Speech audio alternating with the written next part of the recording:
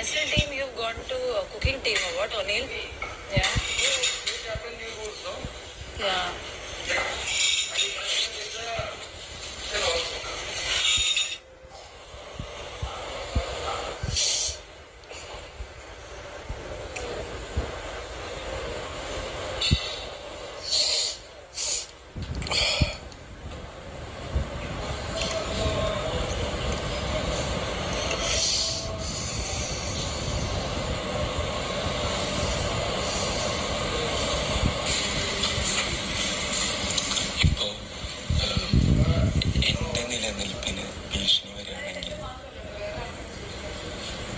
അത് കളഞ്ഞിട്ട് ഞാൻ ഷാനവാസിനെ രക്ഷിക്കുന്നു ഷാനവാസ് വിചാരിക്കുന്നില്ല.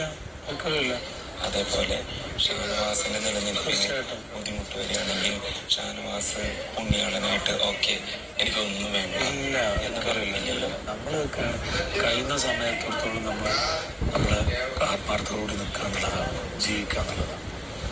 അതാണ് അത്രേ ഉള്ളൂ. അപ്പൊ അതിൽ നമ്മൾ നിൽക്കുമ്പോൾ നമ്മളെ ജീവനായിട്ട് നിൽക്കുക. അപ്പൊ അതില് പിന്നെ ഒരു കാര്യം വിവേചിച്ച് വീണ്ടും ഞാൻ പറയണം, ഒരു കാര്യം വിവേചിച്ചറിയാനുള്ള കഴിവ് ഷാനവാസിന്. സെക്കൻഡ് ഒപ്പീനിയന്റെ ആവശ്യമില്ലാത്ത പല കാര്യങ്ങളും ആരെന്ത് പറയണം, ചെയ്യണം, എന്താക്കണം, തീരുമാനമെടുക്കാനുള്ള കഴിവിരിക്കണ്ടല്ലോ. നിവിൻ കൺഫ്യൂഷൻ മുമ്പിലേക്ക് വരും.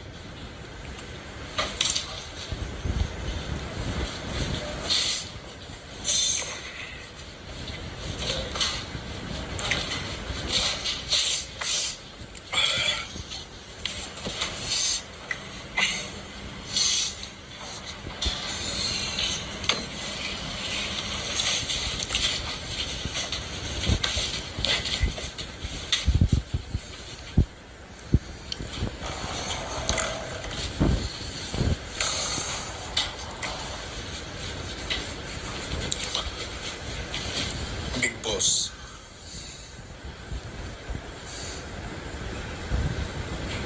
നിവിൻ പറയൂ.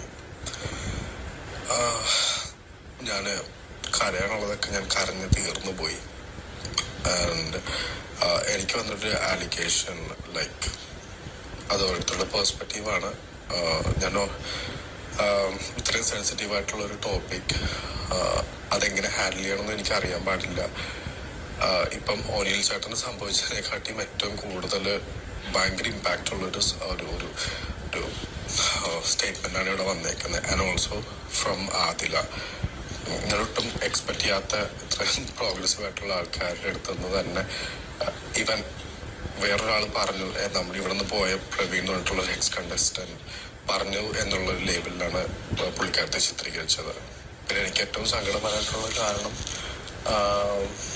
ഇത്രയും എല്ലാം തമാശയായിട്ട് ഇരുന്നിട്ടും എന്തുകൊണ്ട് അവരിങ്ങനെ എനിക്ക് അഗെയിൻസ്റ്റ് ആയിട്ട് ഇങ്ങനെ പറഞ്ഞു എന്നുള്ളത് എനിക്കറിയാൻ പാടില്ല.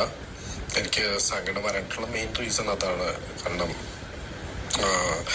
ഇതെന്നെ മാത്രം ബാധിക്കുന്ന വിഷയമാണെന്നുണ്ടെങ്കിൽ എനിക്ക് പ്രശ്നമില്ലായിരുന്നു. പക്ഷെ അത് എനിക്കൊരു സിസ്റ്റർ ഉണ്ട്, അവളുടെ ലൈഫും കൂടിയിട്ട് ഞാൻ കൺസേൺ ആണ്. പിന്നെ ഈ ഷോയിൽ വന്നത് സത്യം പറഞ്ഞിട്ടുണ്ടെങ്കിൽ എനിക്ക് എൻ്റെ കരിയർ എനിക്ക് ഒന്നുകൂടി അപ്ലിഫ്റ്റ് ചെയ്യാനുള്ളൊരു ആഗ്രഹം മാത്രമേ എനിക്ക് ഉണ്ടായിരുന്നുള്ളൂ. പക്ഷെ ഇങ്ങനെയുള്ളൊരു അലിഗേഷൻ വരുമ്പം എത്രത്തോളം അതിനെ എൻ്റെ ലൈഫിനെ എഫക്റ്റ് ചെയ്യുമെന്ന് എനിക്ക് അറിയാൻ പാടില്ല. അപ്പോൾ എനിക്കൊന്ന് സംസാരിക്കണമെന്നുണ്ടായിരുന്നു. എനിക്ക് ഈവൻ എന്താ പറയുക, ഇതിപ്പം ഓൾറെഡി 3.5 കോടി ജനങ്ങൾ ഓൾറെഡി ഇതിപ്പം കണ്ടുകൊണ്ടിരിക്കായിരിക്കും. എനിക്ക് ലാലേട്ടൻ്റെ അടുത്ത് അല്ലെങ്കിൽ ബിഗ് ബോസിൻ്റെ അടുത്ത് അത് ക്ലിയർ ചെയ്യണമെന്ന് തോന്നി. That's it. പിന്നെ എനിക്ക് എൻ്റെ ഫാമിലി കണ്ടുകൊണ്ടിരിക്കായിരിക്കും. എനിക്ക് ഫാമിലിയുടെ അടുത്ത് സംസാരിക്കണം എന്നില്ല. But it's okay. എന്താണെങ്കിലും എന്നെ മനസ്സിലാക്കാൻ പറ്റും എന്ന് തോന്നുന്നു. എന്താണെങ്കിലും ഞാൻ ഈ ഷോയിൽ ഈ 72 ക്യാമറയുടെ മുമ്പിൽ ഞാൻ അങ്ങനെയുള്ളൊരു ആക്ട് എനിക്ക് ഞാനിവിടെ നാടകം കളിക്കാൻ വേണ്ടിയിട്ടല്ല വന്നിട്ടുള്ളത്. ഞാൻ എന്താണോ ഞാൻ അതാണ് ഇവിടെ പ്രസന്റ് ചെയ്തത്. It's A reality show. Reality ഷോയിൽ റിയൽ ആയിട്ടാണ് നിൽക്കാനാണ് ഞാൻ വന്നത്. മറ്റുള്ളവരുടെ കണ്ടിട്ടുള്ള പേഴ്സ്പെക്റ്റീവ് എൻ്റെ ഒരു ലൈഫിനെ അത് എഫക്റ്റ് ചെയ്തിട്ടുണ്ടെങ്കിൽ അത് ബിഗ് ബോസ് ഒന്ന് ക്ലിയർ ചെയ്യാം. അത് മാത്രം പറയാനുള്ളൂ. എനിക്ക് ആൻസൈറ്റിയാണ് കുറച്ചിപ്പം. കഴിഞ്ഞ ആഴ്ച എനിക്ക് മുഴുവൻ എനിക്ക് ഭയങ്കര ഞാൻ ഡൗൺ ആയിരുന്നു. അതും ഈ ഒരു സബ്ജക്റ്റ് എനിക്ക് പ്രവീൺ എൻ്റെ അടുത്ത് ഒരു ചെറിയൊരു ഹിന്റ് തന്നത് കൊണ്ട് ഞാൻ ടോട്ടലി ഡൗൺ ആയി. പക്ഷെ അതിൻ്റെ അർത്ഥം ഞാൻ പ്രസന്റ് ചെയ്തിട്ടുണ്ടായിരുന്നില്ല. പക്ഷെ ഇപ്പം എനിക്കത് പറയണമെന്ന് തോന്നി. ഞാൻ കഴിഞ്ഞ ആഴ്ച മുഴുവൻ ഞാൻ ഡൗൺ ആയിരുന്നു. ഇപ്പം ഡൗൺ എന്ന് പറയാൻ പറ്റത്തില്ല, ഞാൻ തകർന്നു. That's it. പിന്നെ എൻ്റെ ആസ് എ ഗെയിമർ എന്നുള്ള രീതിയിൽ എന്നെ തകർക്കാൻ വേണ്ടിയിട്ടാണോ അവർ ഇങ്ങനെ ചെയ്യുന്നത് ഒന്നും എനിക്കറിയാൻ പാടില്ല. അത്രേ ഉള്ളൂ ബിഗ് ബോസ്. എനിക്ക് എത്രേ പറയാനുള്ളൂ.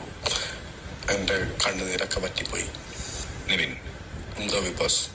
അങ്ങനെ തകർക്കാൻ പലരും ശ്രമിക്കും. എന്തിനാണ് അതിനെ നിന്ന് കൊടുക്കുന്നത്? പക്ഷെ ബിഗ് ബോസ് എനിക്ക് ഇത് കഴിഞ്ഞിട്ടും ഒരു ഫ്യൂച്ചറില്ലേ? ഇങ്ങനെ ഒരാളിങ്ങനെ പറയുമ്പം അത് ആഘോഷിക്കാൻ വേണ്ടിയിട്ട് കുറച്ച് പേരുണ്ടാവില്ല. ഇപ്പൊ സത്യം പറഞ്ഞിട്ടുണ്ടെങ്കിൽ ഒരാളുടെ വ്യക്തിഹത്യയല്ല ഇപ്പൊ ഇവിടെ ചെയ്തത്.